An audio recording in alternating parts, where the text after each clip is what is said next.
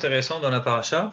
Bien sûr, c'est dans d'autres fameuses parachas qu'on entend le sujet de Ve'ahavta, L'ereacha kamocha, tu aimeras ton prochain comme toi-même. C'est ça. Alors, Ve'ahavta l'ereacha kamocha, ça veut dire tu aimeras ton prochain comme toi-même. Vous connaissez le fameux slogan Amar Rabbi Akiva. Rabbi Akiva avait l'habitude de dire Zeklal Gadol Batorah, c'est une règle et une base dans la Torah. En d'autres termes, dans les 613 mitzvot, vous en avez une qui s'appelle aimer son prochain comme soi-même. C'est pas rien, hein, comme soi-même. L'ereacha kamocha. Et arrêtez-moi si vous avez des questions en plein milieu. Et il rajoute Zeklal Gadol Batorah, c'est une grande règle dans la Torah, c'est une base importante dans la Torah, dit Rabbi Akiva. Et pourtant, vous connaissez la fameuse règle, vous savez qu'on est dans la période du Homer. Et pendant le Homer, on a juste un petit problème dans cette histoire, c'est qu'on a les 24 000 élèves de Rabbi Akiva qui sont morts. C'est pour ça qu'on est en deuil. À la base, ce n'est pas une période de deuil, le Homer. C'est juste une préparation de juste 50 jours pour se préparer à recevoir la Torah, 49 jours. Sauf que c'est devenu une période de deuil. Par la suite. Exactement, genre près de 2000 ans après quand même. Donc on est près de 2000 ans, comment dire, il y a 2000 ans, c'est-à-dire qu'on a reçu la Torah il y a 3500 ans. Donc pendant 1500 ans, le Homer, c'était l'équivalent de ce qu'on comptait les jours avant de recevoir la Torah. Sauf que comme Rabbi Akiva, il avait 24 000 élèves, et ils ont, pendant une épidémie entre Pessah et Shavuot, quand précisément, je vous ferai un autre cours de Halacha, quand précisément, mais ils sont morts. Alors de là, c'est devenu une période de deuil dans laquelle on ne se rase pas, on ne se coupe pas les cheveux, on ne va pas écouter la musique, et ainsi de suite. Le problème est le suivant, c'est que Rabbi Akiva, c'est lui qui enseigne à ses élèves, tu aimeras ton prochain comme toi-même. Et quelle est la raison pour laquelle sont morts les élèves de Rabbi Akiva? Va dire la Gemara, parce que l'Onahagu, Kavod, Zelazé ne se sont pas donnés Kavod les uns envers les autres. Et donc, ça va être le sujet un peu de notre shiur, c'est-à-dire, comment c'est possible que Rabbi Akiva lui-même, qui était imprégné d'amour envers le peuple juif, comment ce Rabbi Akiva, qui pense l'Onahagu Kavod Zelazé, pardonnez-moi, la Mishnah nous raconte, et la Gemara on sait des histoires énormes, sur le fait qu'ils ne se donnaient pas Kavod les uns envers les autres, les 24 000 élèves. Donc Dieu, il a dit, c'est terminé pour eux. Une épidémie les a décimés doucement, doucement pendant à peu près une période de 33 jours. Et donc, ça va être le sujet de notre cours. C'est un sujet très vague, très généreux. En 45 minutes, ça va être très dur de faire tout le tour, mais si vous avez des questions, arrêtez-moi.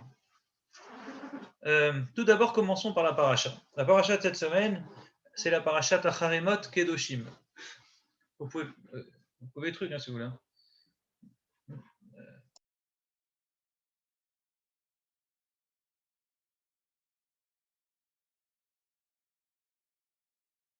Alors, donc la paracha Tacharemot Kedoshim, donc c'est deux parachiotes collés qui se décollent si la situation le demande.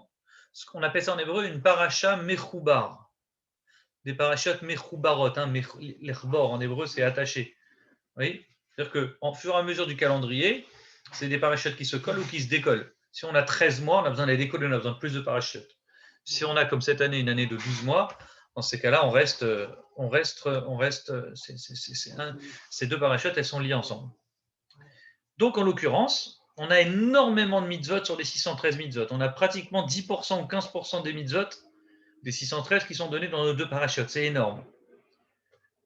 Et donc voilà toutes nos mitzvot qui sont citées dans nos parachiotes. Et pourtant, la paracha, donc Kedoshim, commence par Kedoshim tiyu, vous serez kadosh. Vous vous sanctifierez. Ah, mitzvah extraordinaire. Soyez saints. Vous pouvez m'expliquer ce que ça veut dire soyez saints? Kedoshim tiyu. Et Dieu dit soyez saints parce que moi je suis kadosh. Comme moi je suis kadosh, soyez saints. Bon. Traduction, je vous donne une explication rapide, comme ça vous avez un petit moment pour la route. Kedoshim, ça sous-entend Mouvdal. Kadosh, c'est un synonyme de se séparer. Quand tu es saint, c'est quelqu'un qui te dégage, qui te sépare. De même que Dieu, on l'appelle Kadosh, Kadosh, Kadosh. Dieu, il est séparé de nous. Il est très éloigné, il est présent, mais ça n'a rien à voir. On a une différence entre lui et nous énorme. Donc il est séparé de nous. Il n'est pas pris par la matière. On il n'y a aucun lien, si vous voulez. Il fait ce qu'il veut. On n'est rien pour lui. De même, nous aussi, juifs, on ressemble à Dieu. On se doit de se dégager de la matière. On doit avoir une certaine distance avec la matière. On doit être dedans. On vit sur Terre, comme on l'a expliqué 50 000 fois. On doit utiliser la matière, mais notre tête, elle ne doit pas être à 100% dans la matière. Ce qui était drôle, c'est que tu peux prendre tous les aspects de la vie d'un homme, vous allez voir qu'on n'est pas comme les goïms. Que ce soit le ventre, on mange 90% de choses en moins de ce qu'ils mangent les goïms. Juste le kasher, je vous dis, c'est très rapide, ça va vite. On n'a que 7 animaux kasher. Après, il y a la shrita. Comme la paracha cette semaine nous dit, on doit la vider du sang. On n'a pas le droit de manger le sang. Pourtant, le sang, ami, un steak saignant, c'est la base. Vous voyez, nous, on enlève tout le sang. C'est incomparable. Un goy qui mange une viande cachée, elle a un goût bizarre. Elle est bonne, mais il lui manque sa substance. Donc, on doit avoir un dégagement de la matière. La matière, elle ne doit pas nous prendre à 100%. Je vous ai parlé du ventre, on peut en parler du bas-ventre. Le Rambam, il dit une des raisons pourquoi on fait la Brit Mila, c'est quoi? Ok, mais pourquoi on fait une alliance? Pourquoi tu fais une alliance sur ton orteil? Pourquoi tu. Je sais pas moi, tu. À l'époque d'Abraham, c'était un signe de. Non, mais pourquoi la Brit Mila, la pauvre? Qu'est-ce qu'elle t'a fait, la Brit Mila? Ah oui. Ça fait mal quand même. Vous savez ce qu'il dit, le Rambam? C'est un médecin. Selon lui, il dit que. Alors, on peut pas. C'est une zone d'impureté. Non, pas du tout. Il dit que c'est pour retirer du plaisir. Il dit apparemment, les goïms, ils auraient plus de plaisir. Et Béhémet Hachem, pour nous dire, bon, ok, mais sans exagérer non plus, pour pas que vous ayez la tête dedans, on va vous retirer, peut-être 15, je sais pas, je suis incapable de vous quantifier la chose, on l'a pas connu nous. Mais à la base, c'est fait pour retirer du plaisir. 15, 20. Je sais pas, j'essaie de donner de pourcentage, non, de plaisir. Ah, d'accord, en pourcentage, j'ai pas compris. Je me suis dit que ça.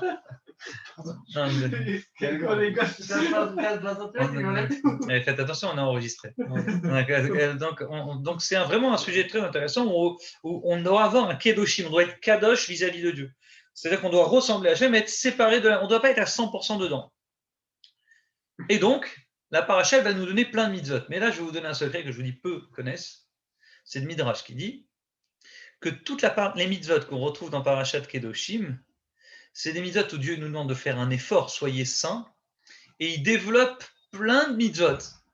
Eh bien, toutes les mitzvot que vous connaissez dans Kedoshim, c'est des détails de 10 mitzvot qu'on connaît parfaitement. C'est lesquels? Les 10 commandements. Les 10 commandements, on les a reçus, c'est une base. Et de cette base, Kedoshim va divulguer, va détailler, va nous donner tous les détails des 10 commandements. Exemple, je suis l'Éternel ton Dieu. Là, c'est les 10 commandements. Dans notre paracha, il est écrit plusieurs fois Ani Hachem Elokeichem, faites cette mitzvah, car je suis Hachem votre Dieu, je suis Hachem votre Dieu. Dans les 10 commandements, il est juste écrit tu n'auras pas d'autre Dieu. Qu'est-ce qui est écrit chez nous dans le parachiote? Il y a écrit on n'a pas le droit de faire des idoles, vous ne ferez pas pour vous des dieux en métaux. Là, on définit plein de mitzvot, au-delà de la mitzvah, tu n'auras pas d'autre Dieu. On définit qu'est-ce que c'est que des idoles. Et on donne plein de détails. On parle même au pluriel, vous n'aurez pas, que dans les 10 commandements, il est écrit tu n'auras pas. Donc on sent une certaine évolution. Vous serez ça, on évolue dans les mitzvot. Et donc de ces 10 commandements, on va aller un peu plus loin. Exemple, souviens-toi du jour du Shabbat, c'est les 10 commandements. Dans notre paracha, c'est écrit mes Shabbats vous garderez, au pluriel. Mes Shabbats vous garderez. Respecte ton père et ta mère dans les 10 commandements. Chez nous, c'est écrit un homme craindra sa mère et son père. La crainte. Pas seulement tu vas les respecter comme je l'ai demandé la première fois, mais vous allez aussi les craindre. Donc on évolue dans les mitzvot. Donc c'est les 10 commandements dans la paracha de Kedoshim qui se définissent et qui se détaillent. Tu ne tueras pas, il y a écrit dans les 10 commandements. Dans notre paracha, il y a écrit pas seulement tu ne tueras pas, mais la paracha elle raconte autre chose. Elle dit Lota mod aldam recha. Tu n'as pas le droit de te retenir du sang de ton frère. C'est-à-dire, tu vois ton frère qui est en danger, tu vois un problème technique chez un juif, tu dois l'aider, tu n'as pas le droit. La fameuse règle reprise aujourd'hui par les goïms, par les nations du monde, non-assistance à personne en danger. D'accord? Lota mod aldam recha. En d'autres termes, les 10 commandements donnent une base, et de cette base, dans Kedoshim, on divulgue, on détaille, on définit toutes ces bases. Tout est écrit dans notre parachas Kedoshim. Et donc, on va arriver à la dernière mitzvah. Je vous fais rapidement parce qu'on doit terminer donc avant 22h. Exemple, bien sûr, on parle du mariage interdit. Lotin Av, tu ne feras pas de mariage interdit dans les 10 commandements. Arrive Kedoshim, on te donne tous les détails des mariages interdits. D'accord? En fait, c'est le commentaire de texte. C'est le commentaire de texte de la Torah sur la Torah. C'est beau. Ouais. Et enfin, le dernier, je saute les autres. Mais le dernier, c'est pour nous. Dans les 10 commandements, il y a écrit L'otachmod, tu n'envieras pas. C'est une mitzvah forte quand même. Ne pas avoir envie de ce que l'autre a. Je peux vous faire un cours de 4 heures juste pour vous expliquer c'est quoi cette mitzvah. L'otachmod, je parle d'avoir envie de ce que l'autre a, ça veut dire quoi cette ligne? L'otachmod, envier, oui, mais envier. Bon, alors il y a plein d'alachot, ça se traduit par plein de mitzvot. Alachot, exemple. La femme, et ça, c'est les 10 commandements. Mais ça veut dire quoi? Mettons, toi, tu as une voiture. Oui, tu as une voiture. tu as une voiture, je te vois avec une belle Mercedes. Je me dis, bon, bah, écoute, j'ai envie d'acheter la même Mercedes. Est-ce que je t'envie quand je fais ça? Il m'a recopié ce qu'il est jaloux de moi. Est-ce que oui ou non, c'est ça? Non, envier, c'est pourquoi lui et pas moi. Envier, c'est. Non, envier, c'est je veux la tienne. C'est Ah appeler oui. les Je veux ta voiture. Ouais. Ce que tu as, je veux, tu vois. Ouais. Si au contraire de toi, j'apprends une bonne idée, le tiens, trésor public, quoi. c'est de la délation, ça. C'est à la mode en ce moment. Ouais. Et le dernier pour la route, donc l'autre Ahmad, il est écrit dans les 10 commandements, arrive chez nous la mitzvah, j'ai légendaire, extraordinaire, dans notre parashat Kedoshim, Ve'ahavta lereacha kamocha. Tu aimeras ton prochain comme toi-même. C'est-à-dire que tu vas pas envier, c'est la base pour les enfants, on dit ça, tu as le droit d'être jaloux. Mais là, on évolue et on dit plus que ça. Maintenant que tu as compris qu'il ne faut pas envier l'autre, tu ne dois pas seulement ne pas l'envier, mais tu aimeras ton prochain comme toi-même. Donc ici, on donne encore une plus grande base, plus forte, aimer son prochain et comme soi-même. Et sur ça vient le fameux Rabbi Akiva, Amar Rabbi Akiva. Rabbi Akiva, 1500 ans plus tard, il vient, et il ajoute, il dit, Ze klal gadol batorah, c'est la base des règles de la Torah. Magnifique. C'est beau? Ok. Donc on voit qu'on évolue. Kedoshim, vous sanctifierez. On doit tellement évoluer. On ne doit pas juste ne pas faire Avodah Zarah, mais on doit éviter tous les détails qui se tournent vers la Avodah Zarah, et ainsi de suite. Donc justement, on est dans une situation d'évolution après les 10 commandements. Avant, c'était au singulier, maintenant on passe au pluriel. Avant, c'était juste ne pas envier. Maintenant, c'est tu dois aimer ton prochain comme toi-même. Ok. Je vous pose une question. Il y a une halakha, malheureusement, dans les deuils. On a besoin d'une shmuar et choka. Si Chazvé Shalom, tu as perdu un proche sur lequel tu dois t'endeuiller, oui. Mais dit le Shulchan Aruch, il a perdu le gars, il a perdu son père, mais il a appris la nouvelle, 3 mois après tout le monde. Donc il arrive, il n'y a pas de téléphone, pas de WhatsApp, ça arrivait souvent à l'époque. Si puis il revient d'un voyage, il était en bateau, il était, je sais pas moi, visiter les Amériques, il revient, et il dit le Shulchan Aruch, il apprend que son frère, sa sœur, ses parents sont morts, ça fait 2-3 mois. Qu'est-ce qu'il doit faire? Le deuil, comme s'il venait de. Eh ben non, justement. Il fait la kriya, il déchire ses vêtements, ce qu'il a appris la mauvaise nouvelle. Il s'assoit pendant 1 heure par terre. Il fait un deuil de 1 heure et les shivas sont terminés. Ah ouais? Ouais. Pourquoi? Les shivas, ça. Les shivas, bien sûr. Alors il reste en deuil parce qu'il reste encore quelques mois. Mais il n'y a pas les shivas, il n'y a pas les shloshim, il n'y a rien. D'accord. Donc la question que je voulais vous demander, c'est Il cette. sera en deuil jusqu'au 11e mois, même s'il a. Mais ça s'arrête au 11e mois. Il ne fait pas 11 mois plus le bonus du retard. On a une histoire, nos histoires ici chez nous avec Rabbi Akiva. Ok, on a perdu 24 000 élèves. Terrible. Agmara raconte la chose suivante. Agmara, c'est la base de tout, donc c'est cette histoire. Dit Masechet Yebamot. Shnem Asar élèves, Zugim Talmidim Ayulo le Rabbi Akiva. Il a eu 12 000 élèves Rabbi Akiva. Tu me suis? Donc il en avait partout. Kulam et tout Beperek Echad, ils sont tous morts en un chapitre, en une période. Mipne Shelona Agou Kavod Zelazé, parce qu'ils ne se conduisaient pas avec Kavod les uns envers les autres. Ve'aya Aolam Shamem, le monde est devenu Shamem, je veux dire endeuillé, déprimé. On a eu 24 000 mètres. Imaginez-vous 24 000 petits Rabbi Akiva qui ont été détruits. Ensuite, Rabbi Akiva, après ce drame, il a remonté l'étude. Ils étaient que dans un seul endroit ou ils étaient dispersés dans le monde? Probablement qu'ils étaient dispersés. Il avait monté probablement plusieurs écoles, mais probablement que c'était dispersé. Et il raconte ensuite, suite à ce drame, Rabbi Akiva, bien sûr, il a survécu, il a remonté une yeshiva, une maison d'études, et il a remonté 5 élèves, 5 monstres, qui sont devenus donc les génies, la base du judaïsme d'aujourd'hui. C'est Rabbi Meir, Rabbi Yehuda, Rabbi Yossi, Rabbi Shimon et Rabbi Elazar ben Shamoua. Et c'est eux qui ont tenu la Torah jusqu'à nous aujourd'hui. Bon. Pourquoi ils sont morts? Comment ils sont morts? De quoi ils sont morts? On dit ils sont morts d'une maladie qu'on appelle Asakara. Certains me disent la dysenterie. Mon père il m'a dit c'est peut-être la dysenterie. Pourquoi il m'a dit la dysenterie?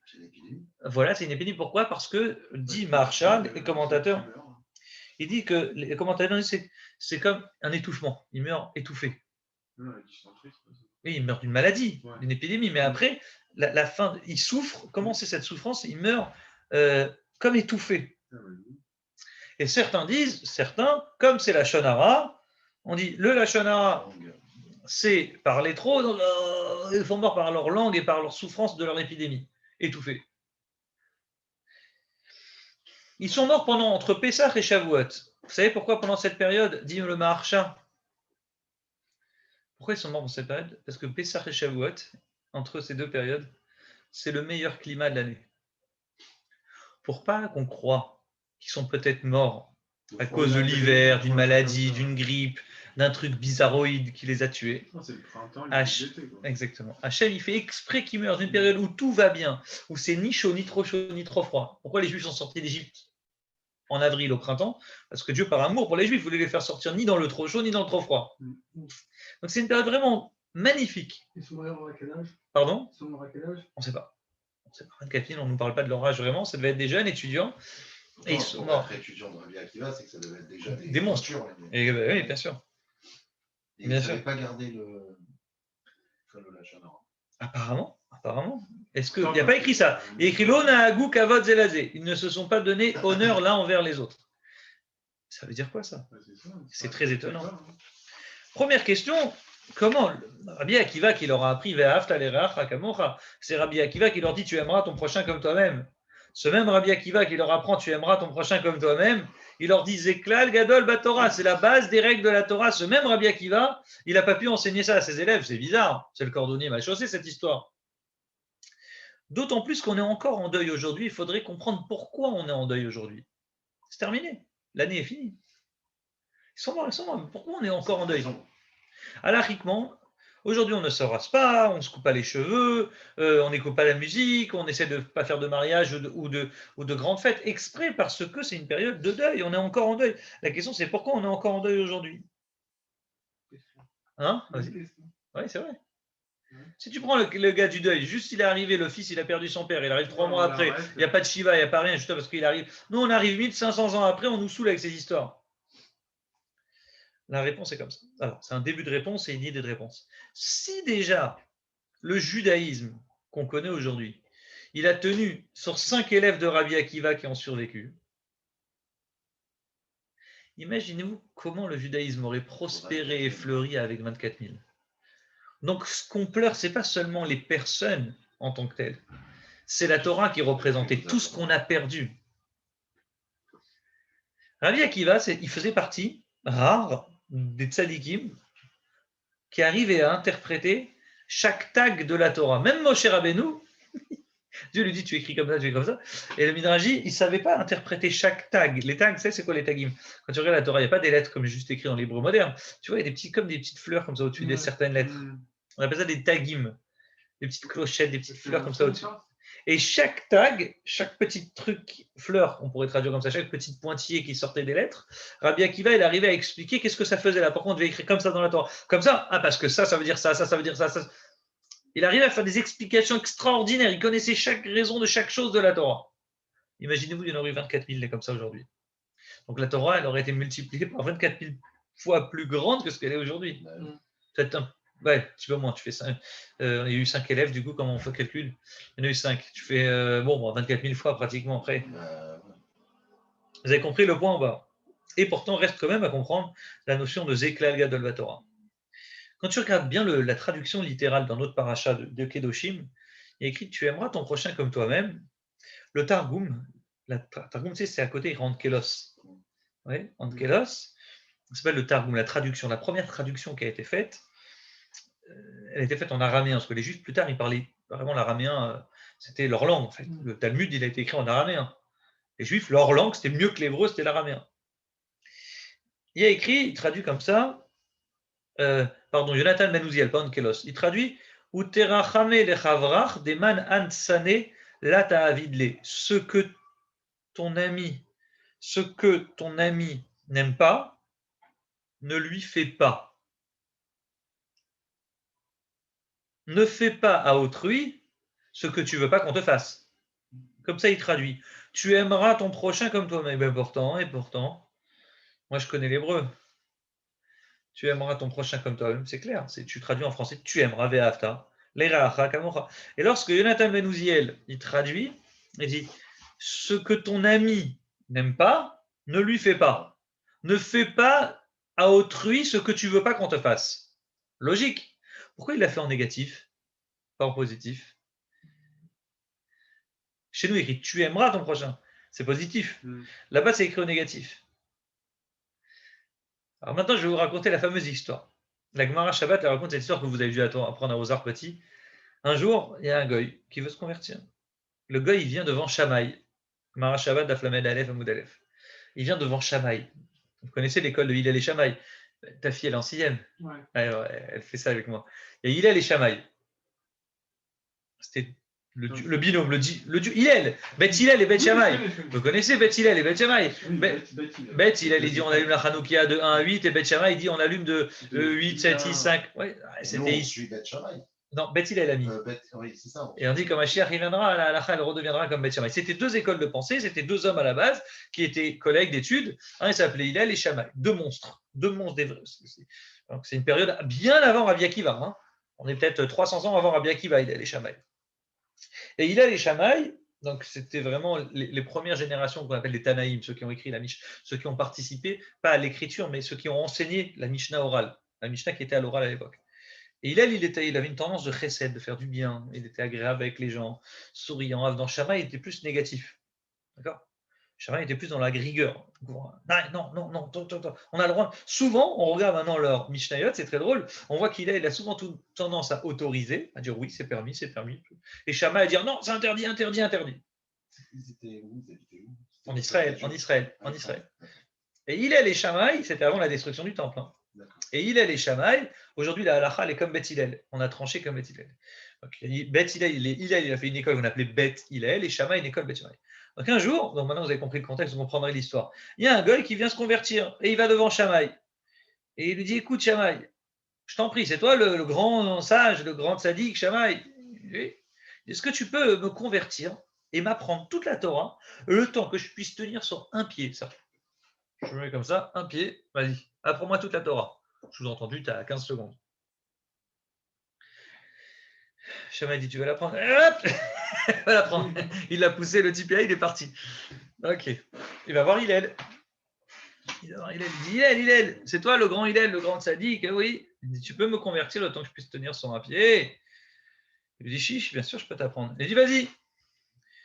Il lui dit, ce que ton ami déteste, ne lui fais pas. Ne fais pas autrui ce que tu ne veux pas qu'on fasse. L'autre, il n'avait pas eu le temps de baisser son nez, il dit, c'est bon, maintenant tu connais toute la Torah. Il dit, ah, c'est tout ? Il dit, oui, tout le reste, c'est que des détails. Va et va apprendre. Il a baissé son pied, il s'est converti, il est parti étudier. La question, c'est, il ne pouvait pas lui apprendre d'autres lois. Hillel, ce jour-là, il ne peut pas lui dire, nous, chez les Juifs, on fait attention à la tsniout, pas de mariage interdit, Shabbat, tfilin, kashrut, non. La seule chose qu'il trouve à lui dire Hillel, et il a fait mouche, il a dit, ne fais pas autrui ce que tu ne veux pas qu'on fasse. Tout le reste, c'est que des détails, lui dit-il. Comment t'expliques ça ? Bonne chance. C'était un provocateur.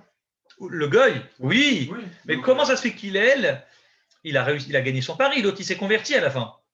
Mais comment il a réussi à le sensibiliser, provocateur ou pas ? Parce qu'il l'a provoqué, il lui a dit bah, t'aimerais pas qu'on te provoque à toi. Donc il s'est remis le truc. Ah, toi tu veux dire, il nous fait une allusion. Ouais, ce qu'il a fait lui. Ah, toi tu veux dire, toi tu es en train de provoquer, tu es en train de nous chauffer. Ouais. Ah, et toi tu dis, il lui dit, c'est beau ce que tu dis là. C'est très beau. J'ai pas lu de réponse qui va dans ce sens, mais c'est tout à fait possible que ça existe. Je vais vérifier, mais c'est très beau. Bête Maurice. C'est la troisième école. Non, mais c'est très beau ce que tu dis. Moi, j'irai vérifier. Tu veux dire, il a voulu le faire comme un déclic. Tu as vu ce que tu vois ce que tu es en train de me faire. Comme ça ouvre les yeux direct. Ouais. Tu n'aurais pas voulu que je te le fasse ce que tu es en train de me faire. Donc, extra. Ce qui est sûr, c'est que c'est dans le sens négatif du terme. On voit, il ne lui dit pas « tu aimeras ton prochain comme toi-même ». Oui, il lui fait la négative. C'est vrai, pourquoi ? Je répète, il lui dit clairement la chose, il lui dit « ne fais pas à autrui, n'est-ce pas ? Tout ce qui est détestable pour toi, ne le fais pas à autrui. » Comme ça, lui dit-il. Et lui explique. Pourquoi ? Alors, on peut imaginer la chose suivante. Il y en a qui répondent, il la reprend au négatif. Comme la Torah, c'est écrit lotikom, velo titor, tu te ne vengeras pas. On n'a pas le droit de se venger dans la Torah, c'est interdit. Donc, comme la Torah là-bas, c'est écrit en négatif, il lui a appris au négatif. Mais pourtant, dans notre paracha, c'est quand même écrit, tu aimeras ton prochain comme toi-même au positif. D'autres réponses, alors ce n'est pas la réponse que toi tu as dit, il y en a qui répondent comme ça. Il y a écrit, Al Gimel Dvarim Haolam Omed. Vous avez appris, c'est sûr et certain, ça en Mishnah, 6e aux Torah. Al Shlosha Dvarim Haolam Omed. Le monde tient sur 3 piliers, sur 3 idées fortes. Torah, la Torah, l'étude, Avoda, la Tfila, la prière, et Gmilut Trasadim, la bienfaisance, être bon, gentil, sage. Le monde tient sur ces 3 choses. Le gars, il vient se convertir.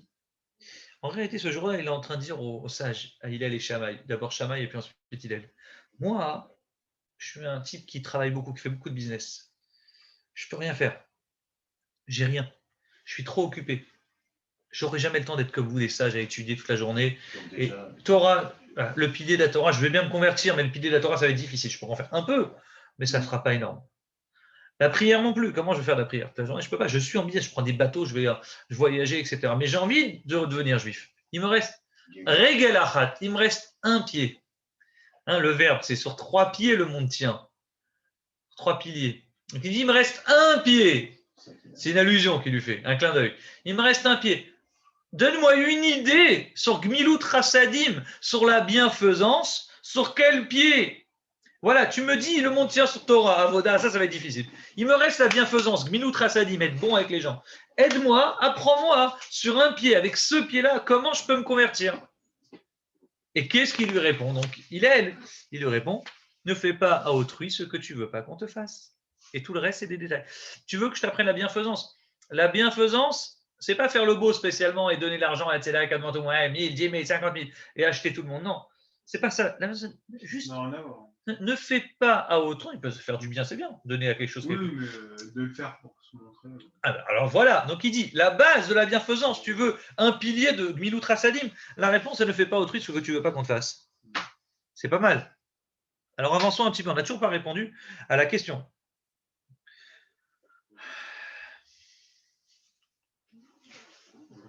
Ce goy-là, et nous en général, on est obligé d'une certaine manière d'apprendre un enseignement de cette histoire. Le peuple juif, il est obligé de pratiquer les 613 mitzvot.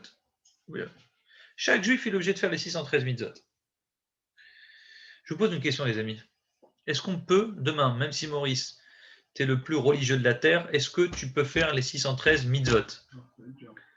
Pourquoi tu ne peux pas le faire? Non, parce qu'on n'a pas la capacité de le faire. On a les 2 tiers qui ont disparu avec la destruction du temple. Voilà, ils sont dans les 2 tiers, vraiment. Les 2 tiers ont disparu. On ne peut plus les pratiquer aujourd'hui à cause des corbanotes. Or, il y a écrit qu'une Neshama, pour aller au Gan Eden, elle est obligée de faire les 613 mitzvot. Quelle est la réponse? Classique. Gilgul. Gilgul, c'est le Joker. C'est la réincarnation. On est des réincarnations de juifs qui étaient pratiquement bien, mais il leur manquait ce qu'on est en train de faire aujourd'hui, c'est-à-dire peut-être Messirut Nefesh, se lancer, prendre des risques dans notre vie de Torah. Ça veut dire, s'il y avait aujourd'hui, si les sages les nous voyaient aujourd'hui, ils disent, mais purée, c'est une génération, franchement, qui sont forts. Ouais. Ils sont forts. S'ils voyaient dans quel monde de fou on est, et pourtant, ils voyaient qu'on arrive à venir, on arrive à se déplacer, on arrive à se bouger, on a une qualité qu'eux n'avaient pas à l'époque. Donc, par le Gilgul, par la réincarnation, c'est-à-dire qu'on a la possibilité de pratiquer les 613 mitzvot. Mais arrive la dernière réponse que je voulais vous dire. Comment peut-on pratiquer les 613 mitzvot? Par ce qu'on appelle la mutualisation.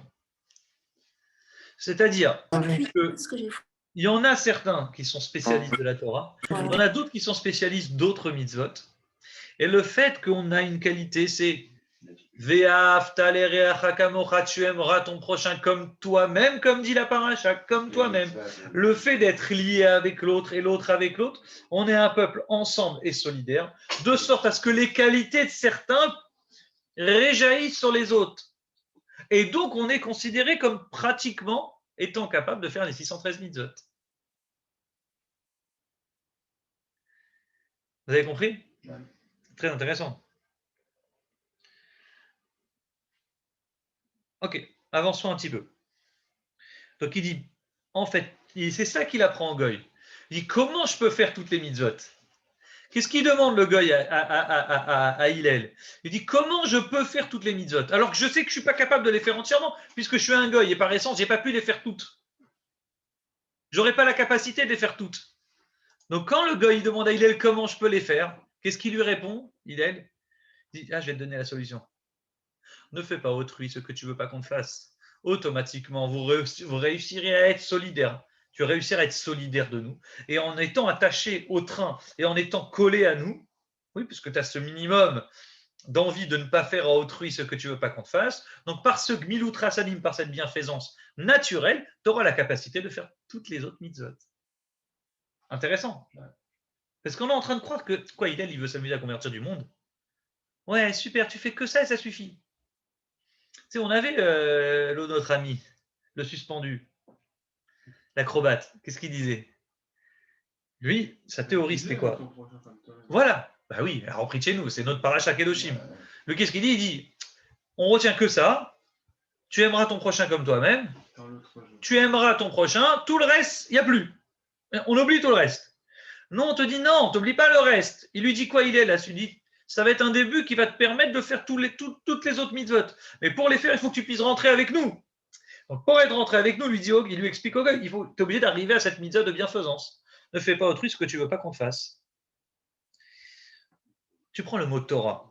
La Gemara, elle dit, une chose très intéressante, c'est Masechet Makot, ce que je vous dis maintenant. Le mot Torah, c'est la gematria de 611.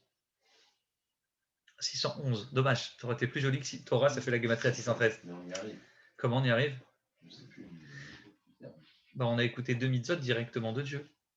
On a écouté 2 mitzvot au moment des 10 commandements. C'est je suis l'Éternel ton Dieu, tu n'auras pas d'autre Dieu. Toutes les autres mitzvot, on n'a pas entendu. On a écouté ces deux-là.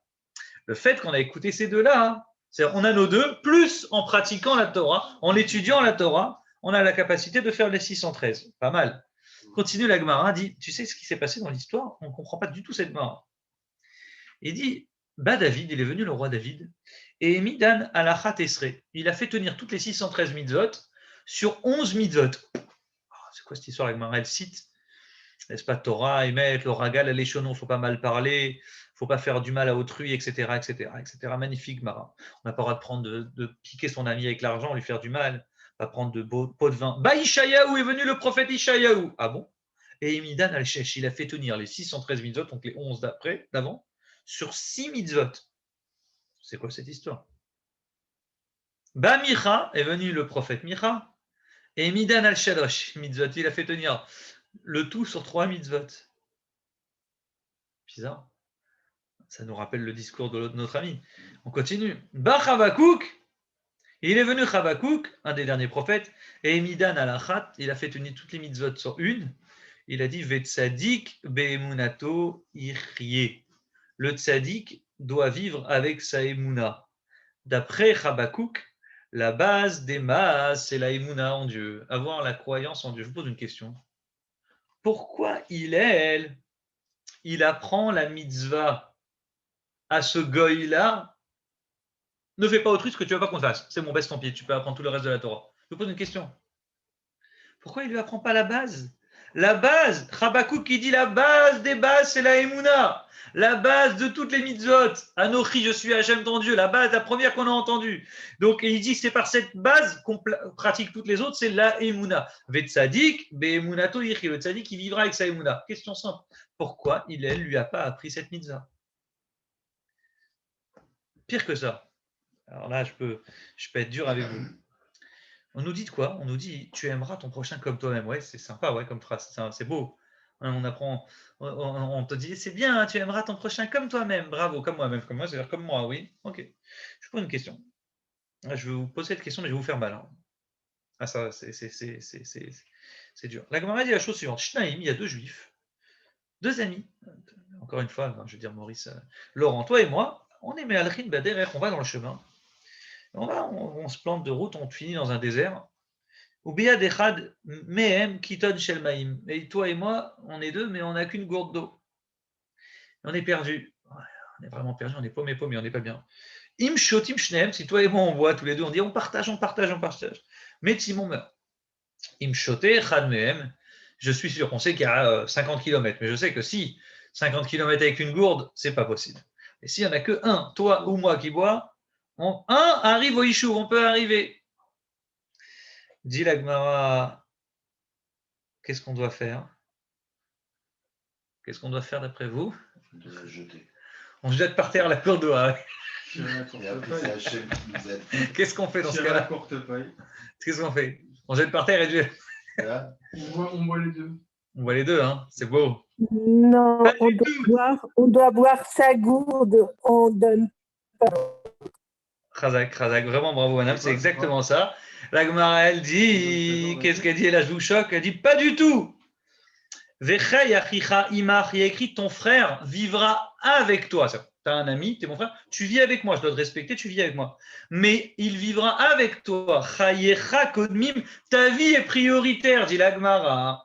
Donc si tu as une gourde, tu t'es dit, écoute Laurent, toi et moi, sympa, je t'aime bien, et comme il y en a qu'un qui va survivre, vaut mieux que ce soit moi. Salut, Ouais, mais moi, c'est je ma vais faire la gourde. même chose. Non mais c'est ma gourde. Bah, Ah, c'est ta gourde. Tu finis comment? Donc salut, tu prends la gourde, dis au revoir, bye. Désolé Laurent. Mais c'est qui nous dit ça dans la Gemara? Rabbi Akiva, c'est Rabbi Akiva qui vient et qui dit ton frère vivra avec toi. Avec toi, ça ne veut pas dire plus que toi. Donc toi, tu es prioritaire et donc tu prends ta gourde et tu survis. Mais il y a un bug là. Oh, Rabbi Akiva, c'est toi qui nous a dit la parachat Kedoshim nous dit tu aimeras ton prochain comme toi-même. Et bien Rabbi Akiva disait Klal Gadol Batorah, c'est la base de la Torah. Le même Rabbi Akiva vient et nous dit tu prends ta gourde, tu restes tout seul, tu manges, tu bois, tu survis, tant pis pour l'autre. Vaut mieux un sûr que deux qui vont mourir. Comment vous expliquez ce paradoxe? C'est une vraie question, non?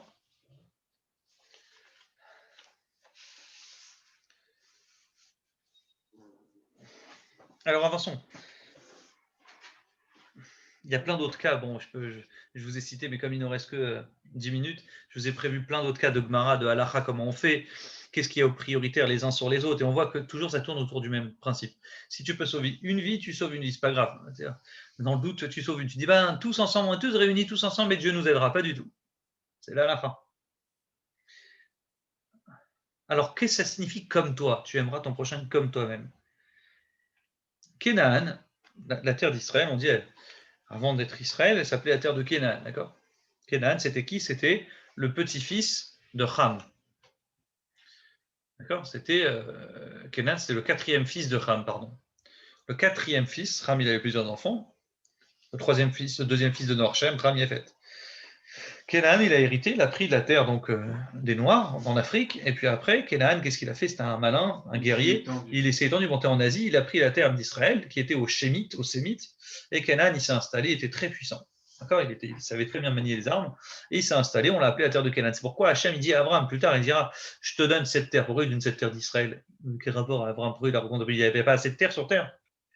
Il dit non, je te donnerai cette terre, parce que cette terre, c'est la terre de Shem, ton ancêtre. Et Ham, son descendant, il a volé Canaan, il a pris, il est monté. Il est parti d'Afrique. L'Afrique, c'était à eux. Ham, il a pris l'Afrique. Il est monté, il s'est autorisé. Donc, t'inquiète pas, tôt ou tard, je promets à tes descendants qu'ils retourneront sur cette terre. Mais Canaan, c'était un malin. Il a dit à ses descendants, il a pris tous ses enfants, ses petits-enfants autour de lui, il a dit, on va faire une promesse. Vous allez vous aimer les uns les autres. C'est beau, Canaan qui enseigne une chose pareille à ses enfants. Pourquoi il a fait ça? Vous allez vous aimer pour ne pas voler les uns entre les autres. Vous avez le droit de voler aux autres, vous avez le droit de faire du mal aux autres, mais entre vous, vous restez ensemble. Donc parfois, on a un sentiment d'amour. Ve'afta, tu aimeras, bien sûr tu aimes, mais pour une bonne raison. Tu aimes les gens, mais tu aimes, mais pour une mauvaise raison, pas pour une vraie raison propre. Qu'est-ce qu'elle nous enseigne la Torah? On dit ça, c'est un amour qui est touya badavar, qui dépend d'une raison.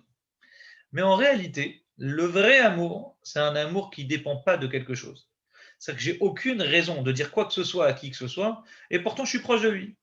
Je ne le connais pas, j'ai aucun intérêt. C'est encore mieux, pire que ça, un pauvre. Ah, tu fais quoi un pauvre? Il va rendre quoi dans la vie? On dit quand même je lui rends un service. Quand même je fais un signe d'amour envers lui, je l'aide, je le soutiens, et pourtant j'ai aucun intérêt dans cette histoire. D'ailleurs, dit la halakha, c'est que le plus bel acte de Gmilut Rasadim, de bienfaisance, c'est quoi? Un prazak, t'es bon. Un mort. J'ai dit, quand tu aides un mort, il n'y a pas de retour. Par essence, tu ne peux pas avoir. Donc, quand tu vas aider un mort, tu es sûr de jamais recevoir quelque chose en retour. Et pourtant, tu le fais quand même. Il y a 3 amours. Il y a l'amour de Dieu, l'amour de la Torah, et bien sûr l'amour d'Israël. On dit l'amour d'Israël, on dit toute seule, Blo Hashem, on dit c'est quelque chose qui existe. L'amour d'Israël, c'est la terre d'Israël? Du peuple juif. Du peuple juif. la mort du peuple juif. Incroyable. On dit quand on te dit Ve'ahavta l'ereacha kamocha, tu aimeras ton prochain comme toi-même. Qu'est-ce qu'il dit le passouk juste après, les amis? Ani Hachem, parce que je suis Dieu. Pourquoi tu dois aimer l'autre? Parce qu'il y a une part de Dieu chez l'autre. Depuis la création, il est écrit à l'image de Dieu, l'homme a été fait. Betselem Elokim asa et Adam. L'homme, il a été fait à l'image de Dieu. Depuis que le peuple juif a reçu la Torah, Dieu il nous demande, tu aimeras ton prochain parce que dans l'autre, il y a une part de moi. Ani Hachem, je suis Dieu. Donc on doit aimer les autres sans raison. La signification de tu aimeras ton prochain comme toi-même, ça ne veut pas dire que tu dois être prêt à donner ta gourde à l'autre. Ça veut dire que tu dois le respecter comme toi-même, même sans raison. Même s'il n'y a aucune logique, tu dois quand même le respecter. Les Racha Kamocha, donne-lui la gourde à lui. Que lui, il puisse rentrer tout seul. Ne la prends pas que pour toi. Là, comme on a dit, il n'y en a qu'un qui doit survivre. Il ne faut pas mourir tous les deux. Donc, les Racha Kamocha, oui, donne-lui ta gourde, laisse-le partir. Tout ça pour te dire qu'en réalité, la notion de Ve'ahavta l'ereacha, tu aimeras ton prochain, c'est tu devras, parce qu'il y a une part de Dieu en lui. Et une fois qu'on a compris ça, on a tout compris. Il y a deux raisons d'aimer les gens. Soit tu les aimes par le corps, physiquement, parce qu'il y a une raison ou une logique. Dans ce cas-là, tout amour qui dépend d'une raison, le jour où la raison s'annule, leur lien se détache.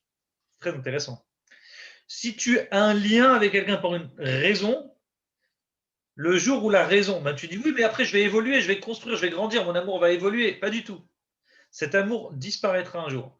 Que si tu aimes sans raison, comme ça ne dépend pas de quelque chose, là ça pourra tenir dans le temps. Extraordinaire. Et donc on te dit, pour acquérir la Torah, pour avoir ce qu'il faut dans la Torah, on dit la meilleure manière d'acquérir la Torah en nous, c'est s'occuper de souffrir pour l'autre. C'est pas moi qui le dis, c'est le Pirkei Avot, le dernier péril de Pirkei Avot. Il te dit Kinyanim Shel Torah. Comment on peut faire acquisition de la Torah? Et il dit alors il y a plein de choses très intéressantes qui sont très logiques, bien écoutées, bien étudiées, n'est-ce pas? Elle ramène des choses extraordinaires, n'est-ce pas? Ne pas se déconcentrer. Et à la fin, on conclut. Attention, Nosebeol imchavero vedan lekavsrut. Prendre à cœur les problèmes des autres. Quand l'autre a un problème, tu prends à cœur, tu prends du temps pour lui. Et surtout, juger les autres positivement. Ça veut dire, si tu fais ça t'aide à acquérir la Torah. Si tu n'arrives pas à faire abstraction des raisons qui t'attirent envers un autre, automatiquement, on te dit, tu n'es pas dans le bon chemin. La Torah, elle ne pourra pas être ancrée en toi. Pour que cette Torah elle puisse tenir et être ancrée en toi, il faut être capable de souffrir pour l'autre. Ve'ahavta l'ereacha kamocha, quand dit Rabbi Akiva zeklal gadol batorah, Rabbi Akiva il dit tu aimeras ton prochain comme toi-même. C'est la base de la Torah, ça veut dire quoi? C'est-à-dire si tu aimes ton prochain comme toi-même, c'est ça qui va permettre à la Torah de tenir en toi. C'est la base de la Torah. Ça veut dire quoi la base? C'est ça qui va permettre à la Torah d'être attachée à toi et de te faire grandir et évoluer. Sans cette base, il n'y a pas la Torah. C'est plus clair maintenant. Oui ou non? Pourquoi Moshe est choisi? On dit pourquoi c'est Moshe, le donneur de la Torah? Pourquoi c'est Moshe? On dit Moshe. Qu'est-ce qu'il a de particulier? On dit Moshe, Hachem, il l'a vu. Il l'a repéré très vite. Quand un jour, il a vu qu'il était capable de marcher des heures et des heures pour aller chercher une petite brebis égarée. S'il est capable de passer des heures pour aller chercher une brebis égarée dans le désert, c'est sûr que mon peuple, qui a Oref, qui a la nuque dure, c'est un peuple compliqué, il va s'en occuper jusqu'au bout, il va le sauver jusqu'au bout. Et ça a été un pari gagnant. Vayar Besivlotam, Moshe, il grandit, il a écrit, il a vu le labeur, il a vu leur labeur, il a compris leur souffrance. Quand il a pris à cœur la souffrance des Juifs, d'ailleurs il a aidé dans sa jeunesse le Juif qui souffrait par l'Égyptien, automatiquement, Hachem, il le choisit, dit c'est la personne qu'il faut. Moshe, il est capable d'arriver à la conclusion de efface-moi de ton livre, mais ne détruis pas le peuple juif. Ça veut dire son amour envers le juif a été plus fort que la Torah. Efface-moi de ton livre, je ne veux plus être attaché à la Torah si tu détruis le peuple juif.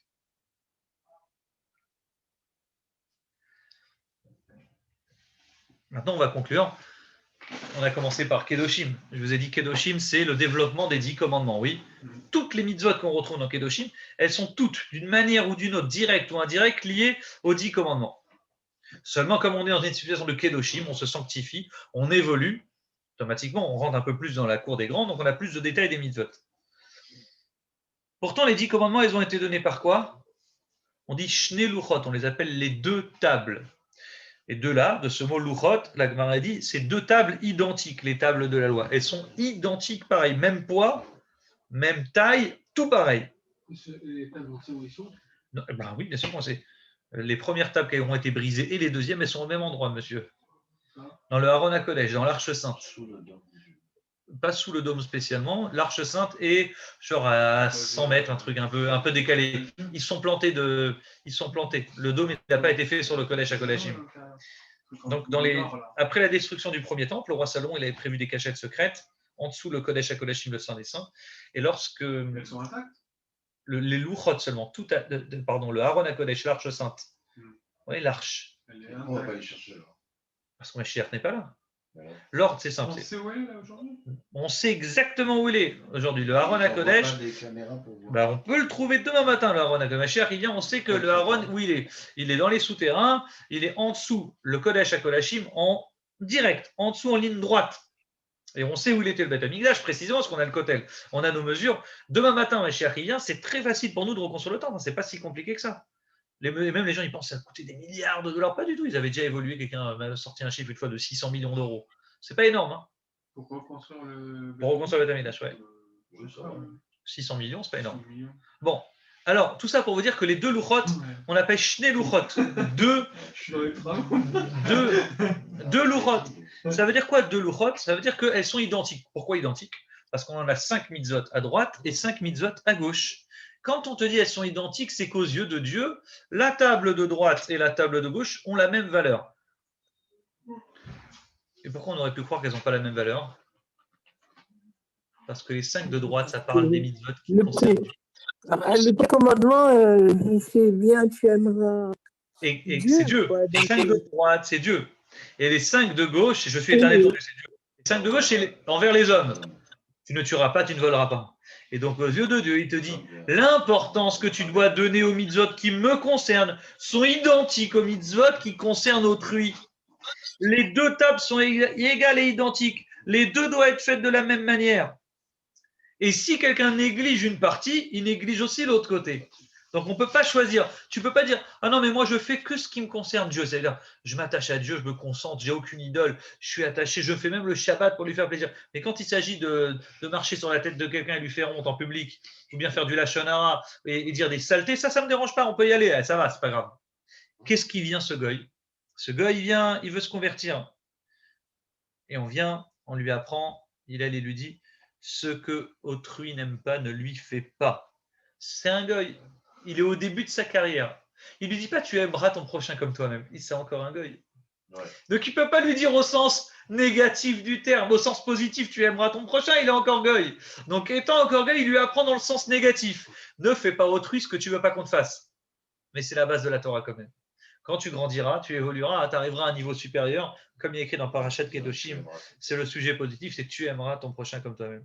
Alors c'est vrai, c'est difficile, parce que tu as du mal à comprendre, mais quand tu travailleras sur ça, tu évolueras, tu feras la table qui concerne les humains, dans un second temps, ensuite tu la passeras à Dieu, et tu évolueras, et tu deviendras quelqu'un de meilleur.